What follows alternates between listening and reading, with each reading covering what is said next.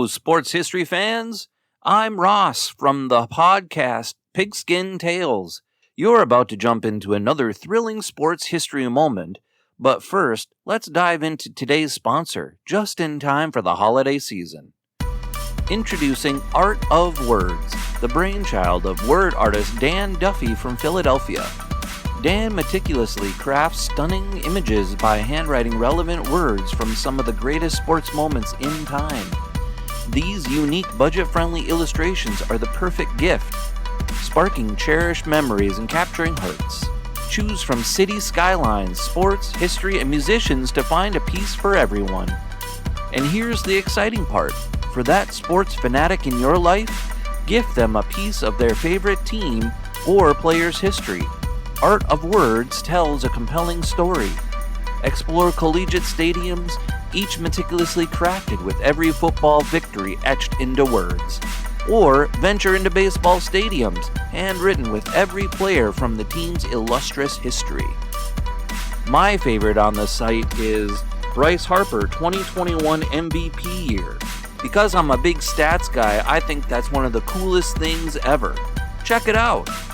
Don't wait. Order a print today for yourself and your loved one this holiday season.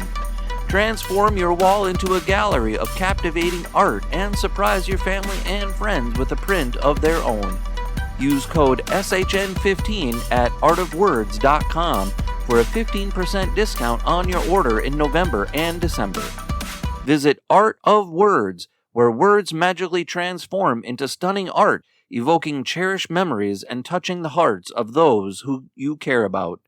Again, use the code SHN15 for 15% off at artofwords.com. This podcast is part of the Sports History Network, your headquarters for the yesteryear of your favorite sport. You can learn more at sportshistorynetwork.com. On October 27th, 1958, a Boeing 707 landed in Paris, France. And according to This Day in Aviation, this Pan-American World Airways commercial flight of an American jet airliner opened what would be known as the Jet Age. Where did this flight originate? Well, New York City, of course. And as we'll find out in this episode, this day had implications on why this week's guest is able to talk about fantasy football and also work for a restaurant called Jet City Pizza.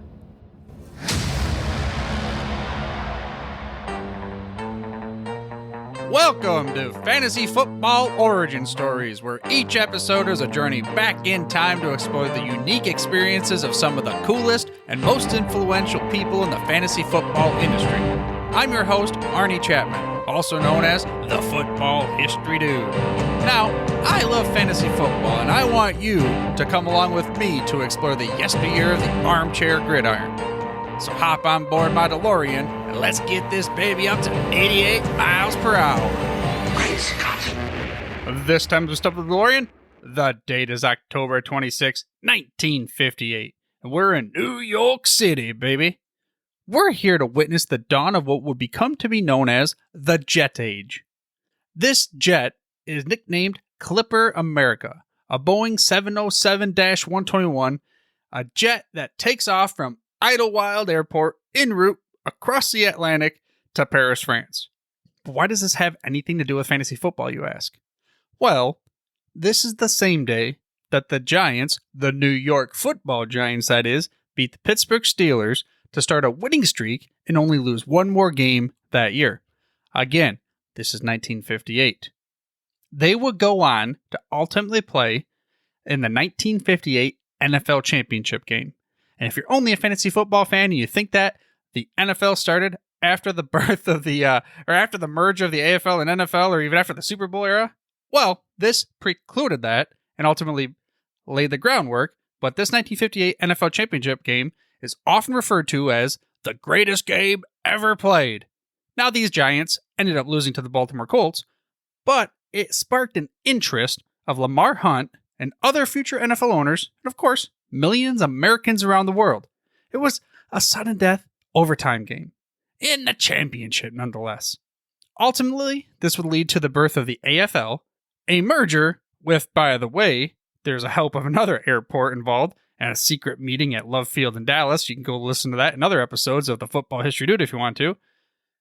Ultimately, of course, the Jets, the Jets, Jets, winning Super Bowl III. Catch the reference there? We're talking about the Jets? Jet City? Are we talking about New York? No, we're talking about way across the other side of the country. But ultimately, this game that we all love, fantasy football, is based on the biggest sport in America. And it would not have been that way if it wasn't for the 1958 NFL Championship game and those very New York Giants losing to the Baltimore Colts. But now for the fantasy football part. We have Wilfred Bill Winkenbach to thank for our love of fantasy football because he is widely considered to be the father of fantasy football.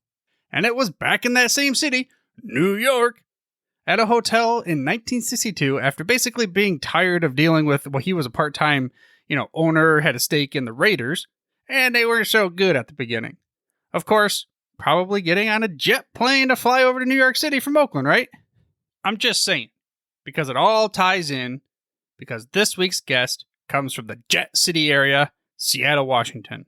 And speaking of this week's guest, well, let's just get right into the interview. I introduce to you Jesse Moeller. If you heard the show a little bit, then you kind of get the general gist of it. I guess the first thing I do always ask people, because I want to get a lay of the land, is do you have a team that you're loyal to as far as the NFL, or are you just an NFL fan in general? Yeah, so I grew up, I was born and raised as a Seahawks fan, and I'm still loyal to them, but I try to separate my fandom from myself as a fantasy analyst. So I try my best to keep those separate sometimes. That doesn't always work out, right? It's kind of hard to keep your biases out of it. But yeah, so that's my introduction to NFL. We can kind of hit on a little bit, but my parents took me when I was 6 months. So no, it'd be 8 months. Yeah, 8 months old. Took me to my first NFL game where they dressed me up like Brian Bosworth with a little faux hawk and everything in the Seahawks gear. So that was my introduction. I don't remember it. I just see the pictures because, I was too young to remember it. But from that on, it was just local sports, all Seattle Northwest stuff. So yeah, it's been that for a long time. Do they reminisce or talk about the whole where Bo Jackson bowled him over in the Tecmo Bowl thing into the thing, or what do they say about that? So we try, because it's such a not such a good memory for Seahawks fans, right? He's running all the way to Tacoma, as I think it was Al Michaels that said it. But yeah, it's come up a few times where it's just I was what was that like? My parents are just man, that was brutal. Yeah. I was again, I get it, yeah. I'm more with I have a 10-year-old brother that's 10 years older than I. So he has a lot more of those younger memories, which, they become ingrained and more important when you're that age.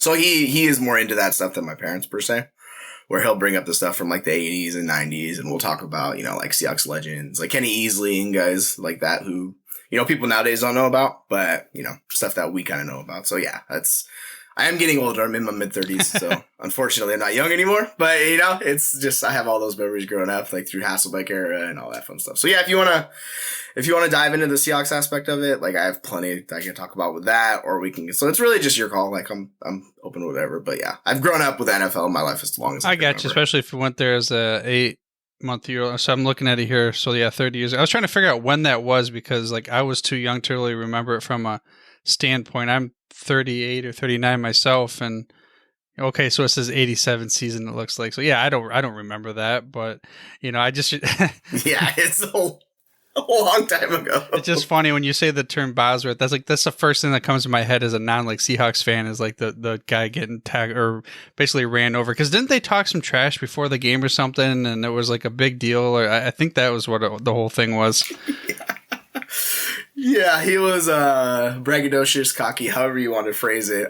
Yeah, and he was just a small linebacker. So him going up against Bo Jackson, where he's undersized, wearing the big shoulder pads, obviously that did not work out very well. And you could tell the difference. One's a full grown man, the other guy's just an undersized linebacker trying to tackle him. Oh, maybe that was a bad decision to draft this guy who's undersized and has shoulder issues. But you live and learn. I guess. Exactly. Huh? No, I mean he didn't really have that long of a career thereafter, right? Or it wasn't even that successful. Yeah, he just did a good job of marketing himself. That's why he became so famous and well known, right? He did certain things and got his name out there and all those things, and then ran into trouble for some of the things he did later on in life. But yeah, well, I mean, good for him. He still was able to make his money even if his career wasn't that great. You kind of got we talked about your first memory of football. Well, it wasn't maybe the one that you actually remembered, but getting into it. let's kind of dive in there because, I mean, I do the same thing. Like you said, you try to transition or try to separate your fandom for your team. I'm a Lions fan, by the way. I don't know if I have my coaster here. Barry Sanders' coaster's right here under my drink. So, like, that's who I grew up with, was the Barry Sanders era. And you didn't know anything other than Barry until he retired, and I had to cry myself to sleep because it's like, wait a second, who is this guy? What about fantasy football then? Like, when did you actually get into it or recall it or whatever it is, maybe your first league? So my first start, actually, my dad had the old Internet Explorer set up on the computer in the living room, and he was on Yahoo. So that was the first thing. And I was just like, he left it open, right? So I'm in 6th grade, and I'm like, ooh, I'll go use the computer, see what it's about, right? So I was on the sports section, and for somehow I ended up in the fantasy football section. I think I clicked NFL, and maybe it wound up in fantasy football. And I was like, oh, what is this?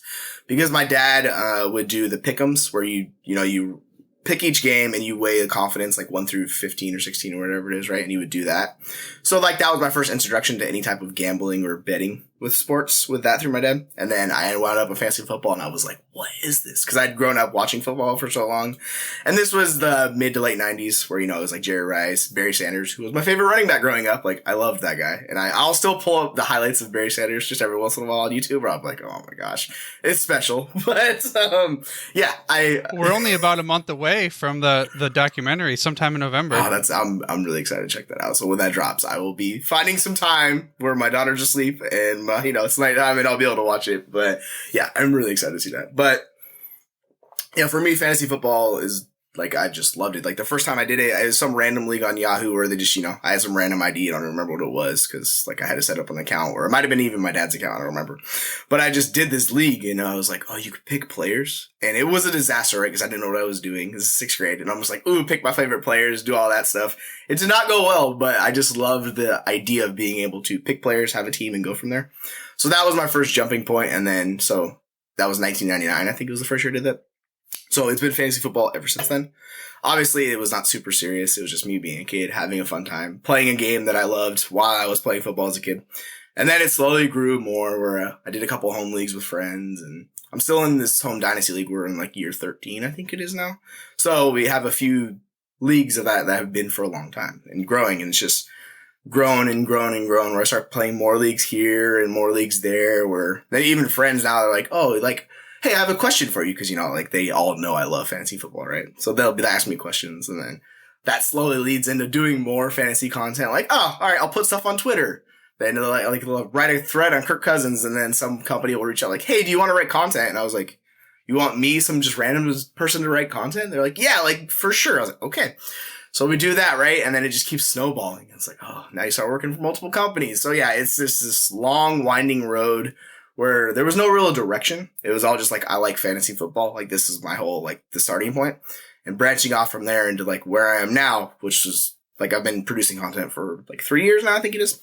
It's pretty strange how far that road where I started at when I was in 6th grade to where I'm at now, I never would have expected, where I'm working for multiple companies, making video work, doing all this stuff. So it's very interesting to like look back and think like, how did I get here from there? So yeah, it's a lot of fun, and I very much enjoy it. Yeah, we don't really, none of us, especially at our age, went to school to be a fantasy analyst because it really wasn't a thing, or any, still really isn't a thing, I guess. But it's not something that when you're young at, like you said, 6th grade, I'm going to start learning how this fantasy football thing is. You're not thinking I'm going to grow up and be a guy in fantasy football. You kind of answered, so some of the questions that we like to ask, you kind of really answer them. We'll dive more deep into them as we go. So I had to look at the 2010 fantasy rankings because you said it was about 13 years old for your dynasty league. You're not the guy that took Peyton Hillis because that was the 1 year that he had great, and then after that, right? No, I do remember that for Madden though. So I remember that was back when I was playing a lot more video games. So that one sticks out because he has the cover and all of that stuff, right? They're like, this dude from Cleveland. Cleveland's this trash team. Like they haven't been good forever, but they have this one guy that pops off, and it's like, so I remember that. I don't actually so like we transitioned to Dynasty in 2020, but it was a keeper league all the way going back then. I think the first player that like really popped off for me was like Antonio Brown, and this would have been a few years later, but like he was the one guy that I was like, had Antonio Brown for every year during that stretch run, whereas like 5 years if he's the wide receiver one, I was like, this is glorious. So obviously it's snowballed for him, but yeah, like that's the few of the memories that you have where you have these particular players, or like people that had Calvin Johnson or those people that had CJ2K, right? Like I had him for a year and that was glorious. And yeah, it's fun with that league in particular, just because we talk so much trash with each other. Like that's the thing, the camaraderie we have all of it, fantasy football, right? Where it's like you have all of these leagues. I think I'm in 25 total leagues. So like a lot of leagues doing a lot of different things with different people. Some are industry related, some aren't.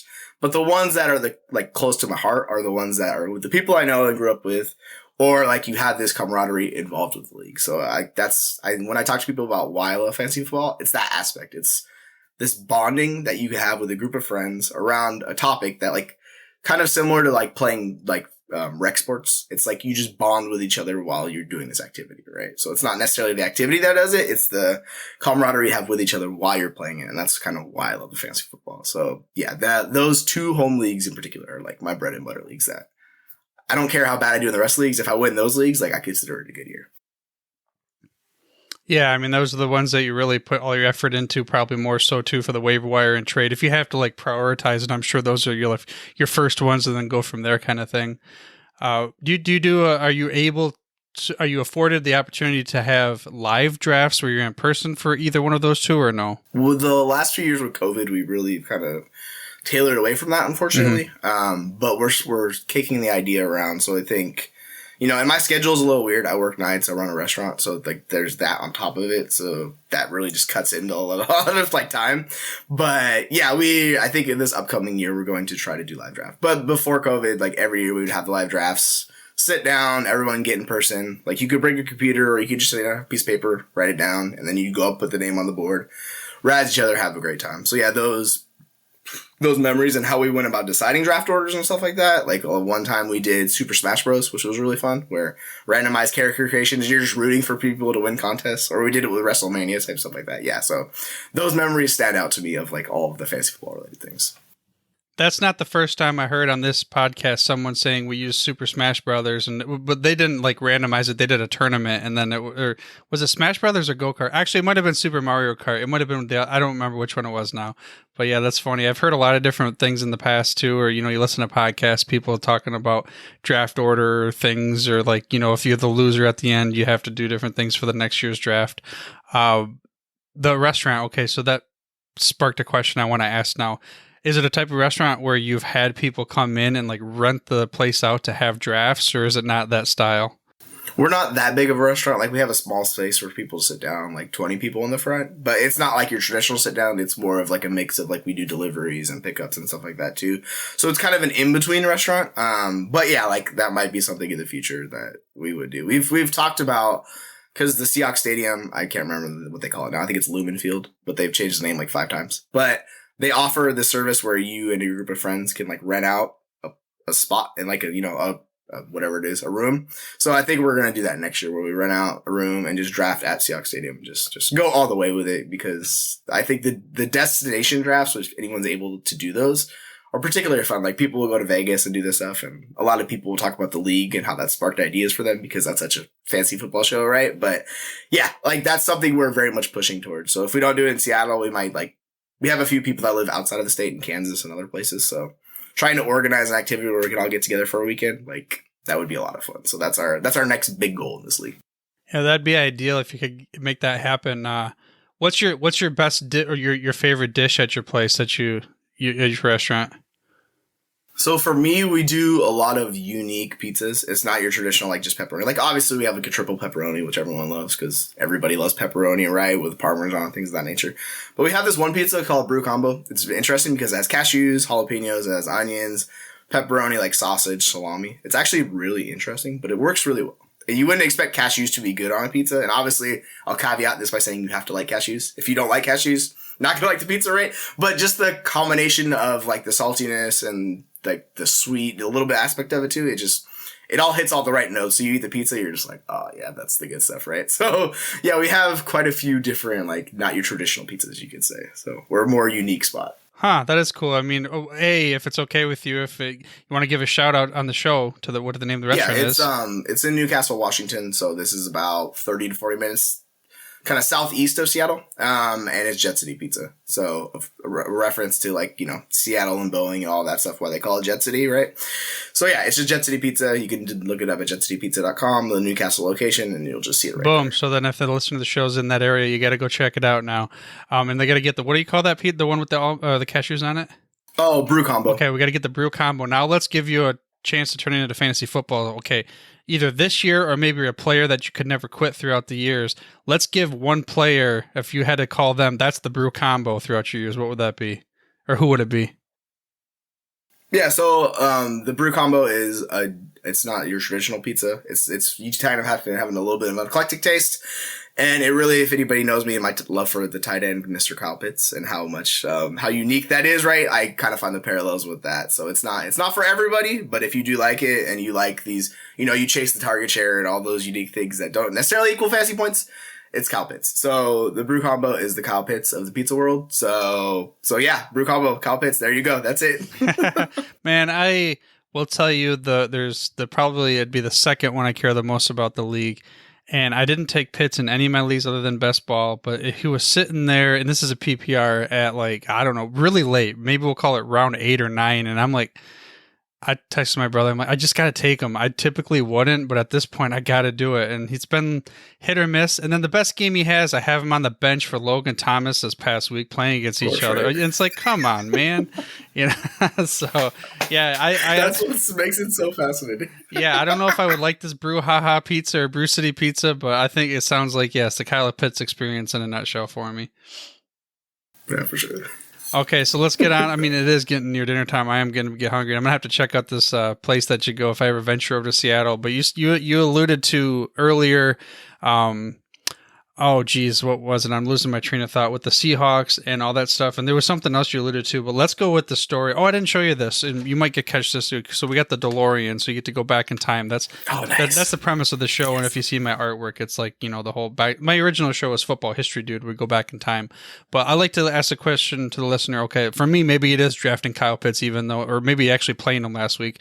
But you get to go back in time and do like a mulligan or a redo or whatever it is on like some crazy trade you made or a draft pick or something that really altered the course of one of your leagues. Which one would it be? Okay, so in the year 2021, my team, I made a big push. I bought into Christian McCaffrey and Saquon Barkley in the offseason before that year. And this is where we dealt with injuries. It did not work out, right? But my team was like a borderline contender where I knew I had the pieces. So we had like some other good young players. We had the quarterbacks, we had everything set up. We just needed a few pieces, right? And this is when freaking the man out of Miami, who is basically out of the league right now, Myles Gaskin, where he was having an RB1 season. And it was halfway through the year, and I had an extra first round pick, and I was like, you know what? Like, I know I'm going to regret this, but I'm going to make this move, right? So I ship off like a mid to late first round pick for Myles Gaskin, and this is where he just face plants from that point forward. He was the RB10, and then he just didn't do anything the rest of the year. And I was like, oh, what a disaster of a trade. So yeah, that was learning the hard way of, maybe don't buy into these suspect non-explosive running backs, and it bit me in the ass. So yeah, that Myles Gaskin trade is by far my worst trade that I've ever made. I traded AJ Brown away for a first round pick. I regret that one, but nowhere near as bad as regretting this Myles Gaskin trade. That's by far the one that still haunts me to this day. Well, you can keep the keys of the DeLorean there if you want to go back and try to somehow reverse that, but just be buyers beware. You don't know if you make a different kind of trade what's going to happen on that aspect. But you've alluded to this again earlier about I'm sixth grade starting fantasy football all the way to now I'm kind of writing and I'm working for different like fantasy outlets. But let's do that part of the episode. Let's get that part of, let's talk about being a sixth grader all the way through more in detail of who you've worked for, what you've kind of contributed to, and then now being on, I call it the pinnacle of your fantasy football career, the fantasy football origin stories. So I'm working for P2W, which is a Nick Script company. Who he's now associated with Fantrax, so he's like doing a lot of things on his own. But P2W is his bread and butter. I work for them, kind of doing different things with them where I produce content. And then the one company that I've been with the past 3 years, it was like basically They weren't the first company I started with, but they've been the one I've been with thick and through. It's because they're a family and the way they treat employees. Like, I love just the atmosphere. It's the league winners. So if you see a lot of my content or a lot of stuff on Twitter, like, it's all associated with league winners. So that's the one where, like, that's my baby kind of, where I've had options to leave them and I don't want to, right? Just because I've worked for other companies and it's just kind of like they treat you just like a robot where it's like, hey, produce content. All right, cool. Next, blah, blah, blah. There's no really like camaraderie or anything like that. But the way Thomas goes about treating his employees is like really nice and refreshing. And I've bridging this back to pizza. I've been with that company for like 20 years. So like I'm very big into loyalty and how you treat people. So if that's something that I see, I'm more than willing to stay through with it and help build this company. So yeah, League Winners is my bread and butter. Like I do a lot of, not so much written content anymore, but a lot more video oriented content with like TikTok and, YouTube and all that fun stuff. Okay, so yeah, you gave some love. I already was going to ask you that question. Give some love to both of those two companies that you were given. But what about this podcast here? Let me make sure I say in this right. Rantings of a Fantasy Football Fanatic. What is this? So that is my just kind of solo project where I did a lot more of it in the off season. In season, I'm doing some of it, but just not as much because I'm more focused on the in season, like redraft content and things of that nature. But that is me. Basically just being a fanatic of fantasy football, giving my thoughts. We do some dynasty related episodes, which I did a lot of dynasty themes related content in the off season. And in the end season, it's more like we're doing sit start, every Sunday we do that. So that'll be on there. We have like the waiver wires. We'll do all sorts of that content. So it's more shifted from some dynasty content to more pushing it into redraft in season. And then when the season slows down, so basically January when fantasy football ends, we'll transition that back to the dynasty aspect content where I'll do pieces on individual players, or we'll break down trade scenarios, talk about the market, basically everything with dynasty. So if you are a dynasty diehard or you love dynasty football, like that's kind of what I love to focus on because that's something that really just hits home and makes sense in my brain. The way my brain works, like dynasty, I treat it like the stock market. And it's like a 1-for-1 thing for me where I love redraft and it's a lot of fun, but dynasty is the one that I love the most. And that's the thing I prefer to play and why most of my leagues are dynasty. And the fact you can just play fantasy football 24/7, 365. Like, so a lot of my favorite pieces to do are dynasty related because of that. That's been brought up on numerous times in this show about the whole dynasty aspect and shifting more towards it and hoping that some of these more major platforms become, I guess you could say, streamline the process to make it so you can actually play Dynasty on them as opposed to having to go to some, the one-offs. Okay, I'm actually trying to think about how I'm going to word this or change the story then. We'll do that. Let's go into the future. You get the DeLorean again, but you get to go in the future and maybe like, what would you like to see or a suggestion you have for the outcome so Dynasty can be more readily available to like the layman fantasy football player? So I think it depends on the bigger sites, and particularly the one I have the biggest bone to pick is ESPN. And it's how they set up their fantasy site. It's really not great for drafting. And particularly you go on the app, they don't have a draft board or things of that nature. And a lot of Dynasty players like the trading aspect, and I'll putting this back to ESPN because I found this out a couple weeks ago. I was sent a trade and I could not counter that trade. I was only allowed to accept or deny. And with Dynasty, it's all about you working the edges and making these trades that are really easy. You can pick up your draft picks. It's all there, easily accessible. All your players are on that same screen, right? So that's why I love the way Sleeper goes about doing this. They make it accessible to like an everyday player where the UI is really easy to understand. Once you get in there, it's easy to use. A lot of these, websites are a little outdated in how they go about presenting their leagues. So if you're not, particularly comfortable with it, it feels like you're learning a new language and it's like not something you understand. And you really have to put in like a lot of effort to get it to where you're like, okay, I understand this. But it's just about up to the bigger companies fully embracing Dynasty and like slowly diving into it more. So if we see a lot more of this from like Yahoo or ESPN, any of these really big names. And we're starting to see it from football guys a little bit where they're shifting more into the Dynasty mode. And you see them slowly just embrace that potentially. So like I like slowly getting there. Like if starting 4 years ago, if I looked at like where Sleeper was at 4 years ago compared to now, it's like a drastically different world. Where Sleeper is by far the most popular Dynasty website. And I think that's because these other big companies left this giant opening for them to kind of just step into and be that, front of the Dynasty brain company. So if they embrace it, because ESPN is still by far the biggest website, Yahoo's the second biggest. So if those two go about embracing it more, it'll slowly bring along a lot of these redraft people who once the season's over, they're like, man, I still want to play fantasy football, right? And I just don't have an outlet to play it. So if you bring it to the masses that way and they slowly embrace it and invest in that, I think that would really kickstart the process of us slowly shifting more towards Dynasty. It's actually kind of the way you brought that up about the whole sleeper thing is funny because I view myself typically as someone who is willing to try out different like apps or technology or whatever it may be. But I've always wanted to do like a Dynasty myself, but sleeper to me seems so foreign, and I was that guy. I feel old now because I only played on like the big sites where the leagues I was already on, and then I was forced to do the sleeper through the Scott Fish Bowl, and then this other thing that I did through the Fantasy Football Expo. And now that I'm playing in it, I actually don't like it because I didn't take the time to learn it. I'm like, this is so annoying. I don't do many waivers on there. I'm like, this is so... But then I can understand why people... Because they built it specifically for fantasy football as opposed to ESPN was like, okay, this is just a small part. This is another thing that we have in our old conglomerate of what we have going on there. It's just funny the different viewpoints that I've always heard sleeper. They always say it's the best thing. Like on the Fantasy Footballer is one of the bigger shows out there, period. And they always like would promote it and that kind of stuff. So I had to check it out. But at the time I was like, I don't know.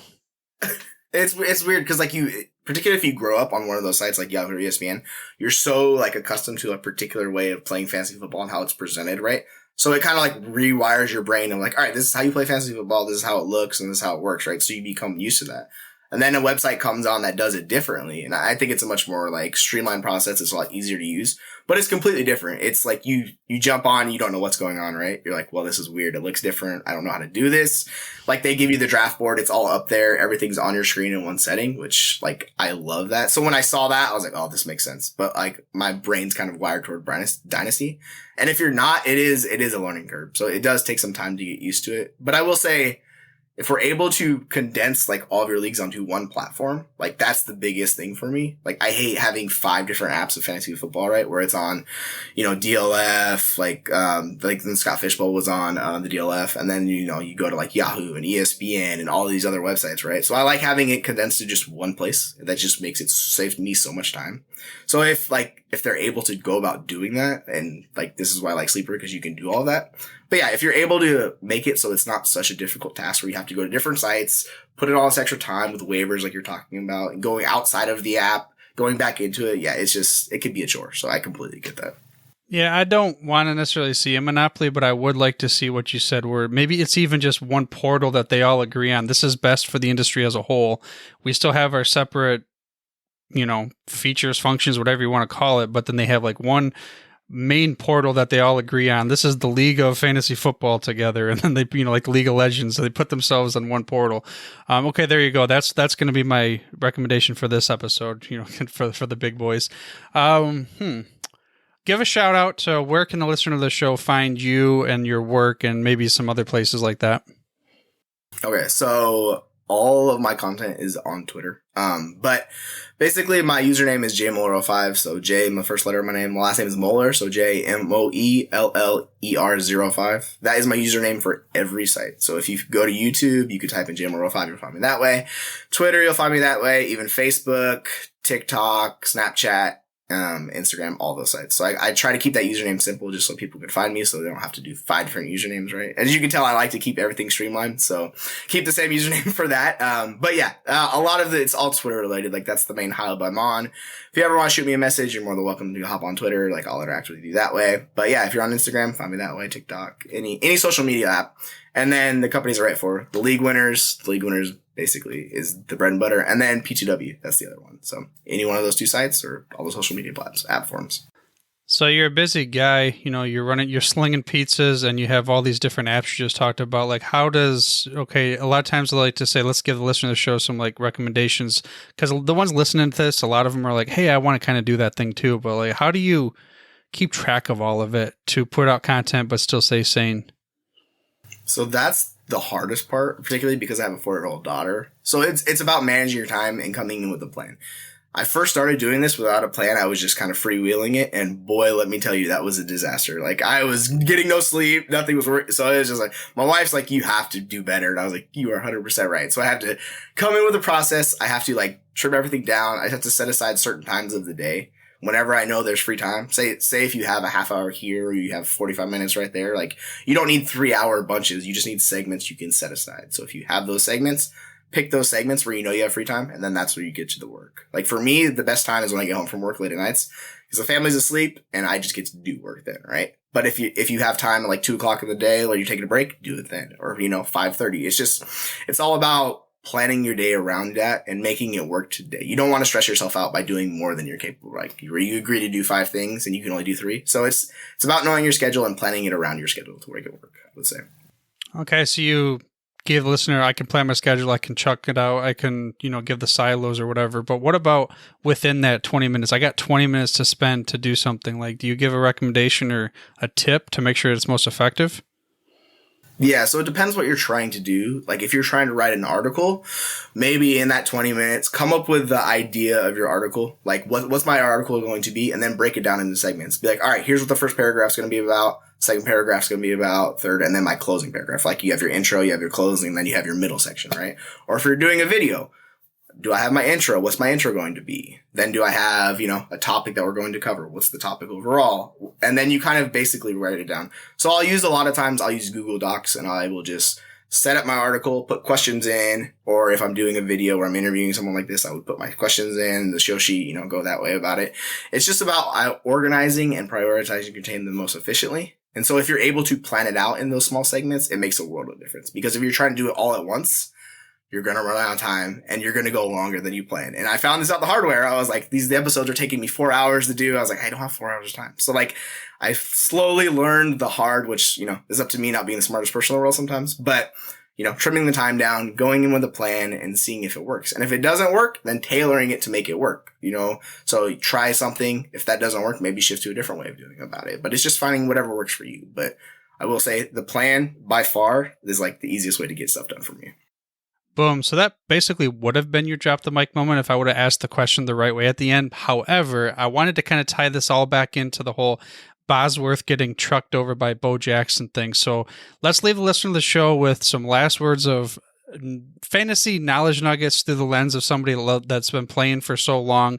So this upcoming rest of the year, they don't get trucked just like Bosworth did in their season moving forward. Yeah, so that was me stepping into the space thinking I could do it all, right? Where I was like, oh yeah, I'll do this. I'll take this article on. And yeah, then I got trucked and I learned the hard way. But I would say analyzing your team, knowing where your team stands. And if we're looking at it from a dynasty lens, looking at your max points forward, seeing how you're dealing with injuries, where do you stack up against the rest of the league? Are you a contender? Do you have draft capital to use? Can you do that? Then go do that, right? So, and on redraft, it's about finding the holes. Like say you have a surplus wide receivers. Go ahead and help your running back room out, right? To try to balance your room and make your team, as good as you can be. But it's knowing your team and knowing your league and then planning accordingly. And if and I know it's harder to trade in redraft. Not everybody loves to trade, right? But trying your best to set your team up in a position to win. And lastly, look at end of season schedules, see who has positive schedules, target those guys and go from there. Obviously, that's like a very short condensed version of it. We can dive into this in detail, but I would say that's like a few bullet points I would use to try to set yourself up for the best way to win. There you go. What type of pizza is your fantasy football team?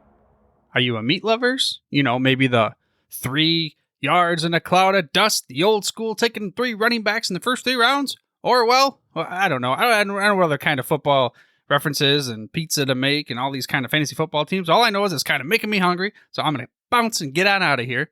But don't forget, if you want to learn more about this show or see some of the other guests that we have on the Fantasy Football Origin Stories, all you got to do is head over to fantasyfootballoriginstories.com. But for now, dude, I'm through if you're through. Thank you for listening to this episode of Fantasy Football Origin Stories. To make sure you're the first to get the next episode, please make sure to mash that little subscribe or follow button on your podcast player of choice, then head over to the website for the show notes and more Fantasy Football Origin Stories.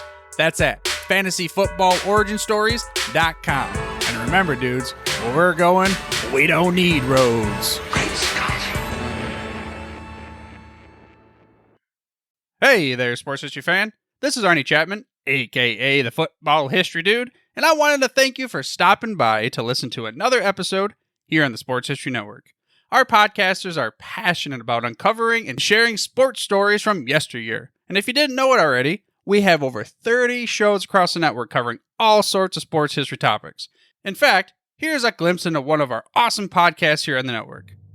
The Pigskin Tales podcast is all about the lesser-known pro football players.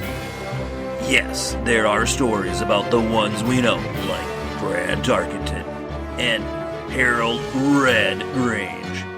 But have you ever heard of Ernie Nevers? How about Dave Osborne or even Grady Alderman? These men created their own path to the NFL. How did they do it? Listen to the Pigskin Tales podcast, now streaming on your favorite music platform. Go to pigskintales.com. How about that? I bet you're super hyped to go listen to that new podcast, right? Well, to learn about this show and all the other podcasts on the network, head over to sportshistorynetwork.com/podcasts. Again, that's sportshistorynetwork.com/podcasts. Head over there today to find your next favorite sports history podcast.